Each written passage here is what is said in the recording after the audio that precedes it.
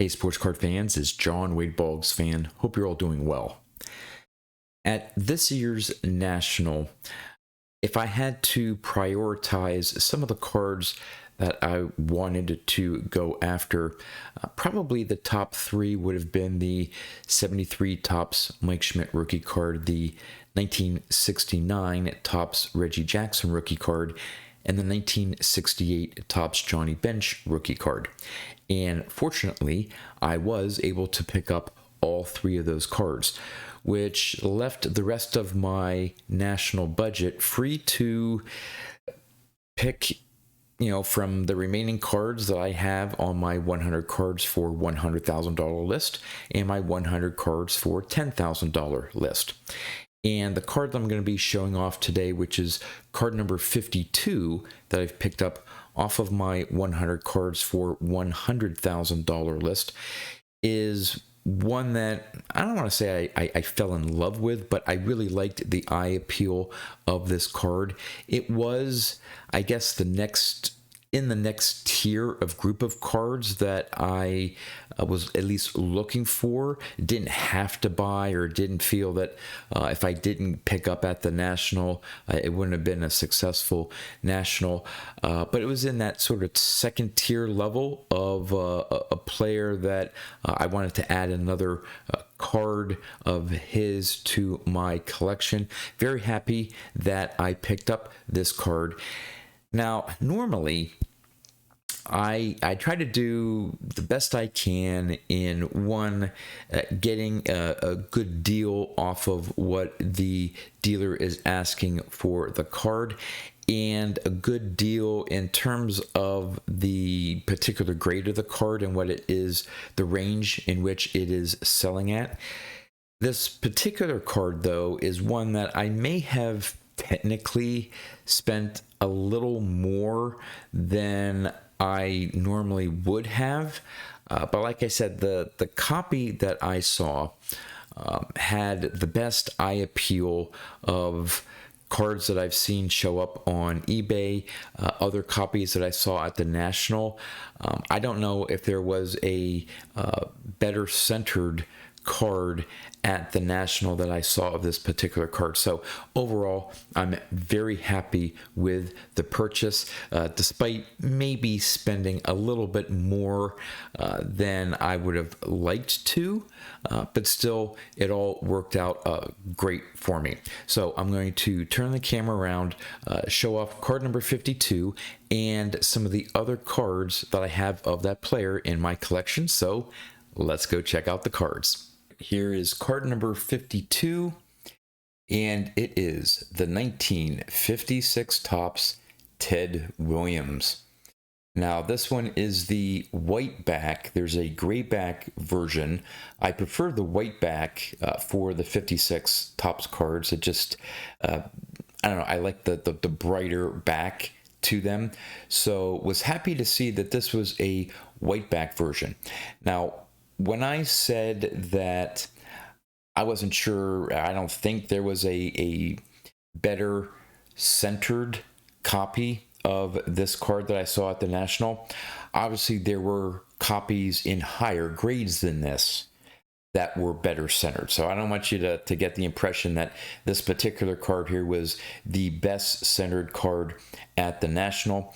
There were some that were higher grades that were out of my price range that may have had the same centering as this one. But for the grade, which I'm hiding right now because the number is not important. The only factor that the number had for me was that this was in my budget range. So that's what drew me to this card. And in the negotiations, I'll get to the figures in a little bit here, but I just want to concentrate on this card here because it's just a great example of the 56. Again, love the centering, great image there of Ted Williams, and I love that second shot there that the 56 Topps card has, that sort of inaction. It almost looks like he's I'd like to think he's watching a home run, but he's looking way up in the air. So it may have actually been a pop-up, but still, and love that facsimile signature, autograph there in that space there. And here is the back. So yeah, this white back again just makes the colors on the card just pop a little bit better than the gray back. But there you go, the back. It's not perfect, but hey, it's clean, and that's all that matters to me. There's no issues on the back, except maybe a little bit of centering issues. But I'm going to try to hide the grade here again, and would love to know in the comments what you think this grade was.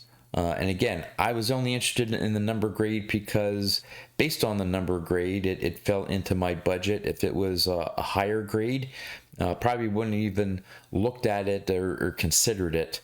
But this one was a PSA 4. So love those PSA 4 copies of 50s and 60s cards. This is a great example of the 56 Ted Williams. So before I get into the numbers and explain what I was alluding to in terms of what I paid for it and things like that, I wanted to show off some of the other Ted Williams cards in my collection. This one was a big purchase of mine at last year's National. 54 Bowman. Just, I absolutely love this card. Absolutely love it. This one was definitely the highlight of my National last year. And then this is one that I've had for quite a while. I think this one goes back to the 2015 National, the first National I attended. His 54 tops. It's in a BVG 7. Probably would not convert to a PSA 7, but still just a great looking copy there. Now I was looking for card number 1. This is card number 250 out of the 54 top set. Couldn't find one that, well, I did see one, but it was after I spent all my money, and joked with the dealer that hey, can you hold on to this card until next year's National? It was a great copy. I think it was maybe a 4.5 or something like that, and I think I could have gotten it for a decent deal. But like I said, by that time I had spent all my money. But it was a great looking copy. Next one here is his 57 tops. Picked this one up at Strongsville this year. Very happy with this one. And then finally, I have his 58 tops. That's a PSA 3. There's a slight little crease there, but overall, you can't really see it. It's just a hairline crease.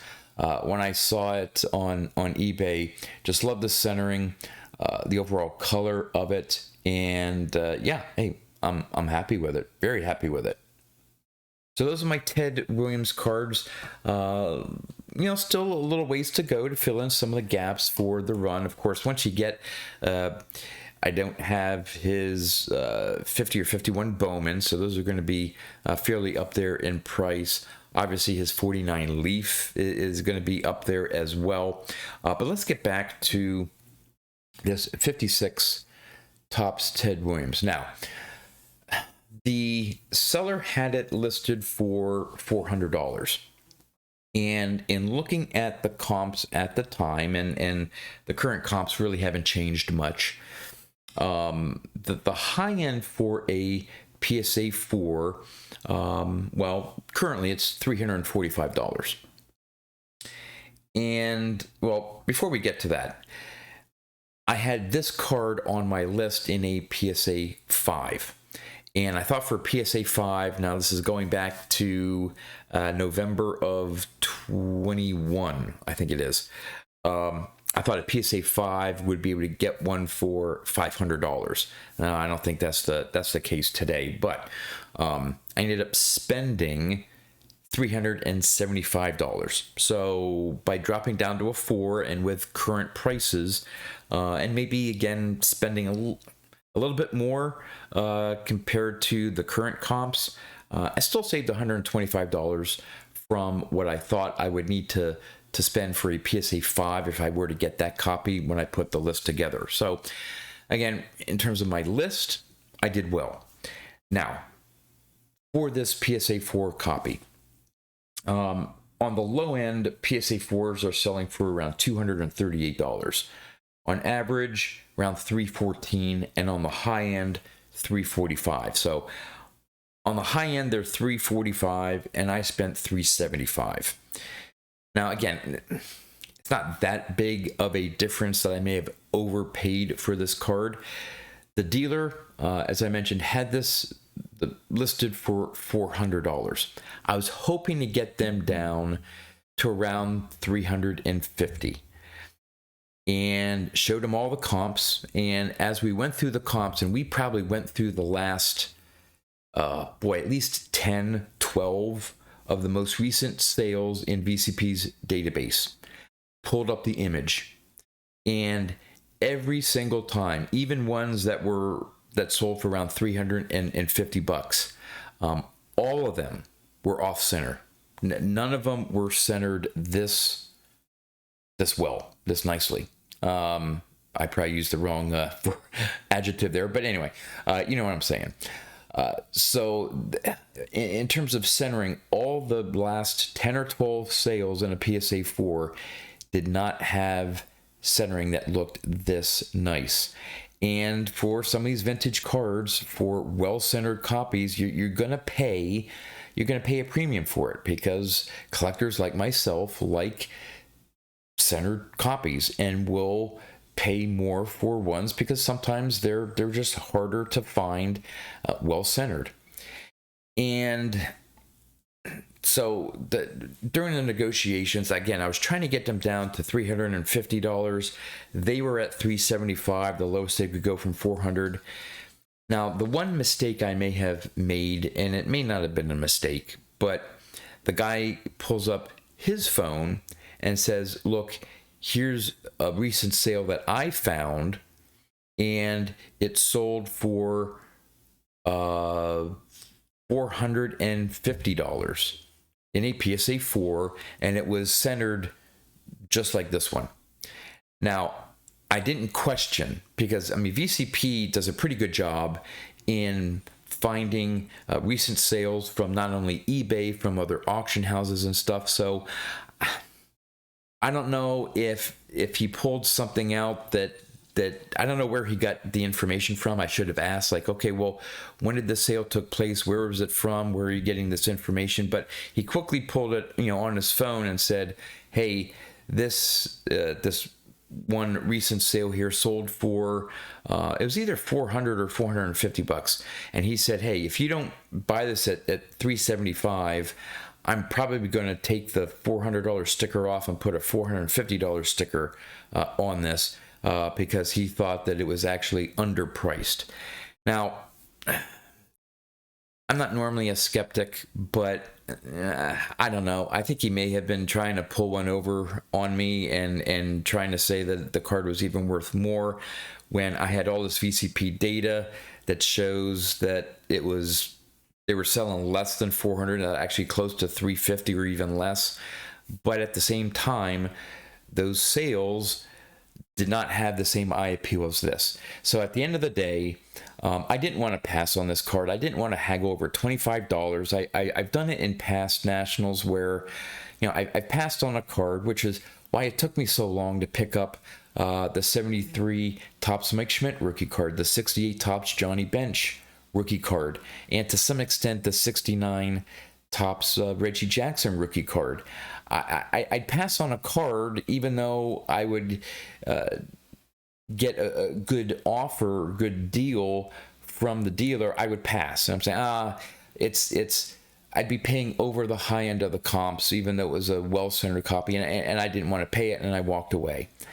And so I told myself for this national, if I find a card that I like, and I can still get the dealer down from his sticker price, and I'm happy with it, I'm going to get the card. I'm not going to say, well, I may have paid a little bit more than the high recent comp, so I'm not going to spend it.